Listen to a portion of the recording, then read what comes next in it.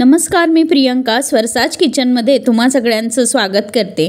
आज आपण झटपट होणारा असा बेसन ब्रेड टोस्ट बनवणार आहोत, जो चवीला अगदी ब्रेड पकोड्यांसारखाच लागतो। इथे मी व्हाईट सँडविच ब्रेड वापरलेले आहेत। 1 कप बेसन पीठ, त्यात आता थोडीशी कोथिंबीर, 2 चमचे लाल तिखट, 1 चमचा हळद, 1 चमचा जिरा पावडर, 1 चमचा धने पावडर या स्टेजला आपण घालणार आहोत। थोडासा चाट मसाला देखील चटपटीत चवीसाठी मी घालत आहे व चवीनुसार मीठ।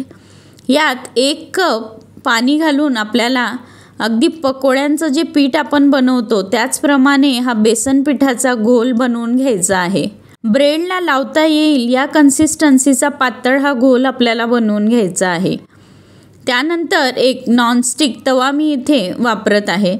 तो आपल्याला मीडियम फ्लेमवर थोडासा तेल किंवा बटर टाकून गरम करून घ्यायचा आहे।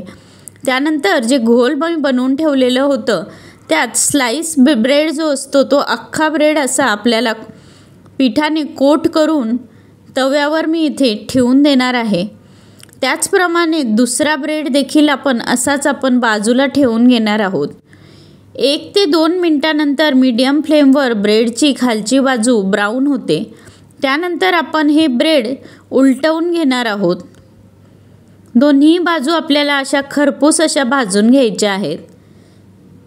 ब्रेड उलटवून घेतल्यानंतर एका बाजूला तुम्ही तुमच्या आवडीच्या भाज्या घालू शकतात। इथं मी बारीक चिरलेला कांदा घालत आहे व दुसऱ्या बाजूला टोमॅटो केचप आपण लावून घेणार आहोत व खालची बाजू ही क्रिस्पी झाल्यानंतर एकावर एक ब्रेड सँडविच प्रमाणे आपण अरेंज करून घेणार आहोत। बेसन ब्रेड टोस्ट आपला नवीन पद्धतीने इथे तयार झाला आहे।